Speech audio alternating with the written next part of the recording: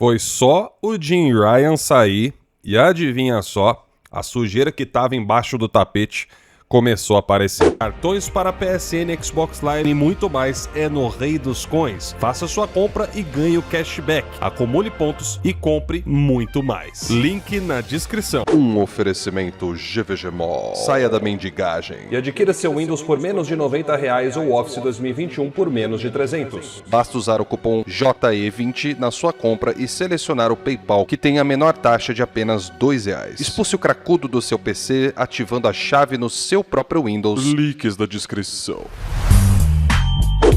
Fala aí galera, tudo beleza com vocês? Estamos aqui então em mais um vídeo para o canal. Grande prazer em ver vocês aqui novamente, segunda-feira trazendo notícias quentíssimas para vocês.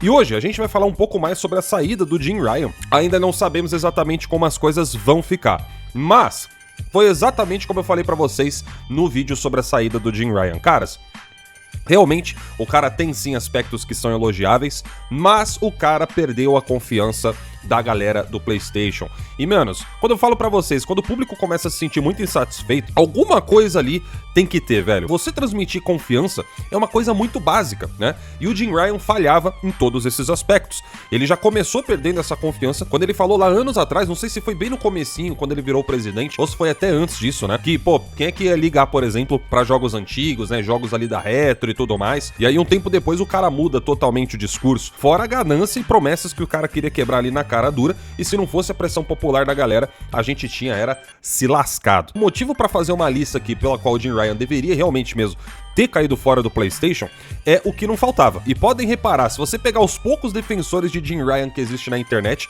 o único argumento dos caras é falar sobre receita. Ah, mas o Jim Ryan fez mais receita do que nunca. Aí você pergunta, tá, fala uma coisa então que ele criou de novo e relevante para a marca do PlayStation. Porque serviço não tem como usar isso aí, serviço já existia antes. O que fizeram foi a reformulação do PS Now, que já tinha receita ali de como se fazer as coisas, não tinha novidade nenhuma nisso. O cara já pegou um barco andando que tava indo muito bem desde a época do PlayStation 4. A única coisa que ele tinha que fazer era continuar o negócio. Entretanto, uma coisa que ele fez, eu tiro o chapéu, que foi a aquisição de estúdios mais ousados, como a aquisição da Band. Acho que agora aprendi a falar direito. Onde claramente a Sony queria investir em um outro setor do mercado, que eram obviamente os jogos como serviço. Só que é justamente aí onde descobriram a sujeira por debaixo do tapete. Então, senta e se acomoda que a notícia de hoje é bomba, hein? Foi descoberto através do mesmo jornalista que vazou que o Jim Ryan tava saindo da Sony, né? Poucas horas antes disso acontecer.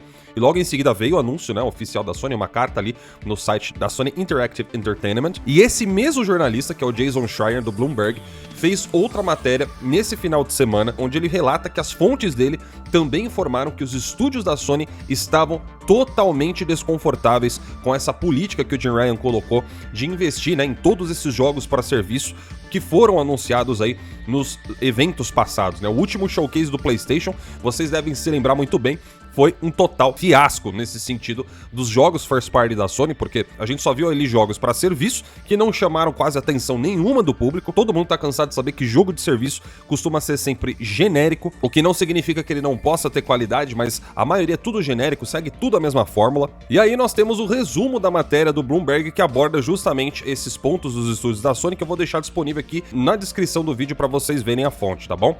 Resumidamente, a matéria fala que os estúdios da Sony, então, eles não estavam aceitando muito bem essa imposição da administração do Jim Ryan em querer ficar focando ali muito nos jogos de serviço. E quando a gente fala ficar focando, galera, isso aí é meio que comprovado através do próprio relatório da Sony, onde foi revelado aí num dos mais recentes que a empresa estava focando 60%, se eu não me engano, dos recursos ali para jogo de serviço, caras. O que é uma coisa que vai totalmente contra a tradição da casa do PlayStation, daquilo que os jogadores no PlayStation realmente querem jogar. Vocês podem ver que na maioria das vezes que sai um exclusivo do PlayStation, um dos estúdios da Sony, muitas vezes eles costumam ser os jogos mais vendidos do ano, mais baixados da PSN do ano, ficando na frente de Call of Duty e outros títulos aí de peso que a gente sabe que tem no mercado.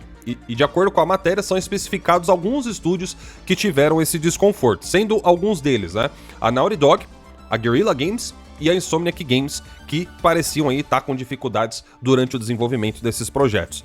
E bom, galera, aí a gente pode fazer um parênteses, né? Por quê? Para algumas dessas empresas, o multiplayer não é assim tão novidade, né? A Guerrilla Games, por exemplo, já trabalhou, né, na série do Killzone, e Killzone é um jogo que quase em todos os jogos ele tinha multiplayer. Então isso não seria necessariamente uma novidade no caso da Guerrilla Games. E a Naughty Dog também não. Embora a Naughty Dog tenha um foco muito maior no single player nos seus jogos, pelo menos aqui de cabeça eu lembro que o Uncharted 2 tinha multiplayer lá no Play 3, o Uncharted 3 também tinha multiplayer, o Uncharted 4 tem multiplayer que vai bem até hoje, muito obrigado. Então também não é novidade para Naughty Dog. Além disso, o primeiro The Last, né, também tinha o seu multiplayer. Só que eu acho que aí a diferença é no estilo do multiplayer. 70% do conteúdo do game era no single player, o multiplayer era só um adicional em cima daquilo que o game já trazia.